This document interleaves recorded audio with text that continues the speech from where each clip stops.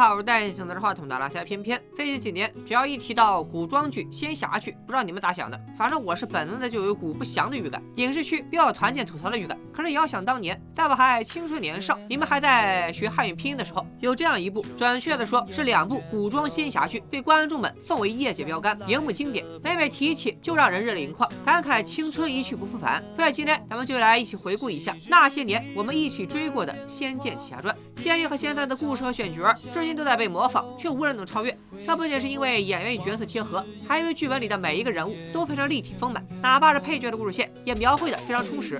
另外，当主角们跌宕起伏的经历，配合剧中经典的 BGM， 我敢肯定，哪怕不记得剧里对应的情节了，只要听到这些歌，就少不了想到3个大字：爷青回。我们对仙剑最初的印象，一定是《仙剑一》中李逍遥和灵儿在仙灵岛出狱，灵儿是真的小仙女，不怪李逍遥要叫一声仙女姐姐。李逍遥和灵儿在仙灵岛的日子，应该是2人最快乐的时光。看过剧的小伙伴们都知道，逍遥哥哥和灵儿的感情路颇为坎坷，开头有多甜，后来就有多虐，一会儿失忆，一会儿误会，不仅要对付些牛鬼蛇神，还要抵抗大反派拜月教的攻击。所以每当他俩能好好谈情说爱的时候，我们这些 CP 粉都非常珍惜，哪怕糖里有毒，甜里有刀。逍遥哥哥，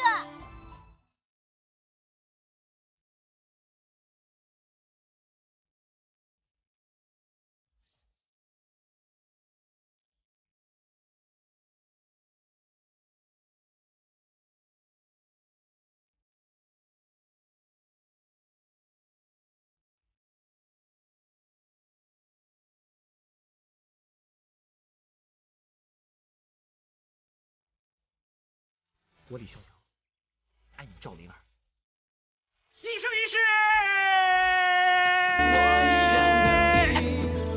不知道有多少 CP 爱好者磕的第一对 CP 就是逍遥哥哥和灵儿，只不过当时追剧的时候，咱们都还是太年轻，以看偶像剧的思路推测，都想着他俩经历了那么多波折，最后肯定是大团圆结局啊。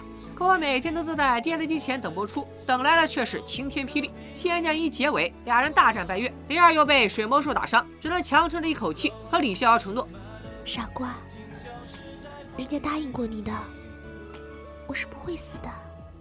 好了，到这里结束就行了。只要我电视关得够快，悲伤的结局就追不上我。不想被捅刀的朋友，请跳过真正的生离死别，还能假装什么都没发生。带我回家吧。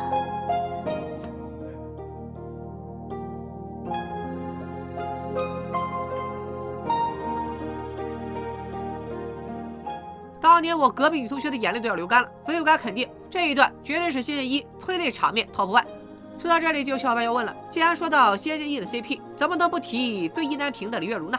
各位，你们是站姚玲还是站姚月？是时候暴露你们的年龄和属性了。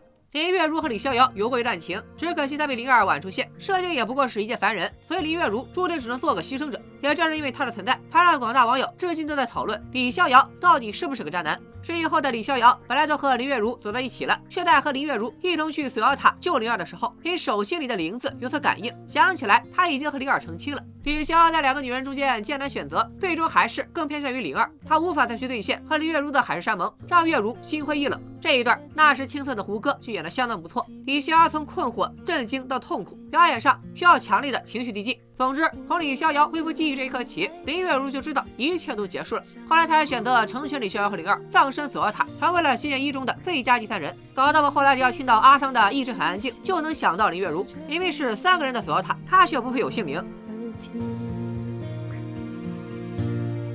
给你的爱一直很安静，来交换你偶尔给的关心。明明是3个人的电影，我却始终不能有姓名。当然，《仙剑一》不只是爱情线出彩，主人公们的友情、亲情、成长和改变，都在短短的34集剧情里完成。哪怕没玩过游戏，也不耽误观众了解仙剑的世界观。这部剧展现了人性的复杂多面，善恶即在一念之间。它本可以按照传统偶像剧的路走，可是不知道为啥，《仙剑一》总给人一种严肃文学的感觉。李逍遥并非是个完美的主角，对比现在的古偶，他甚至连主角光环都很弱。可就是这样，还显得他的侠义之心更为可贵。陪在他身边的爱人和朋友，也能展露各自的魅力，弥补李逍遥的缺陷。《仙剑一》的结局虽然不圆满，但我还是希望他们的10年之约能在另一个平行世界实现。从《仙剑1》到《仙剑3》又过去了几年，李逍遥摇身一变成了景天。这一部的故事背景要比《仙剑》第一代早50年。虽然3和1是完全独立的2个故事，但仙3还是秉承着仙剑的氛围，成就了仙剑系列的又一部经典。李逍遥和赵灵儿是许多剧粉心中的白月光。吴哥再次出演仙剑，将性格相似的景天和李逍遥区分开来，将景天的玩世不恭放大。与杨幂饰演的雪界，前世是神仙眷侣，现在做一对欢喜冤家，两人习惯打打闹闹，连表白的时候都走了无厘头路线。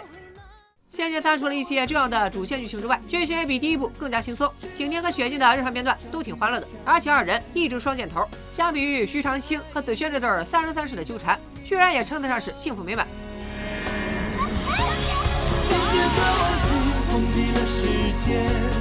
我只要沿着记忆的路线，到最深处，纵然那只是瞬间。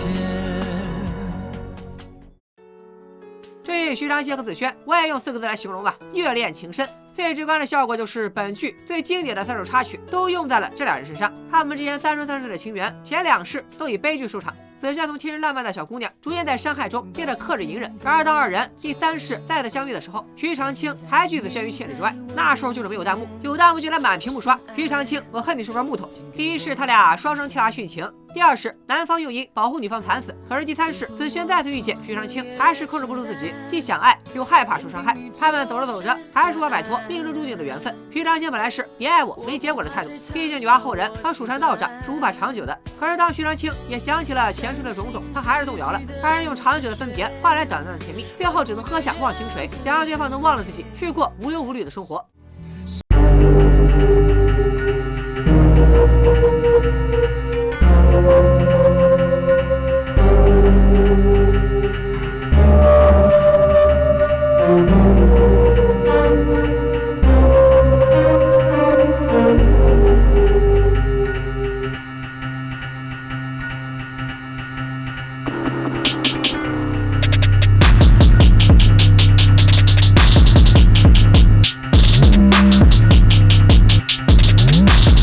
咱们也都知道，徐长卿和紫萱实际上都没喝这口水，他们经历过太多次生离死别，不可能忍心忘记彼此。最后，紫萱和长卿只能天各一方，隔空实现一起看雪的约定。你还想看到些什么？雪，我还想要看雪。我从来都没有看过大雪纷飞的样子。我欠你的实在是太多了。我看见誓言，承诺在水天之间，回头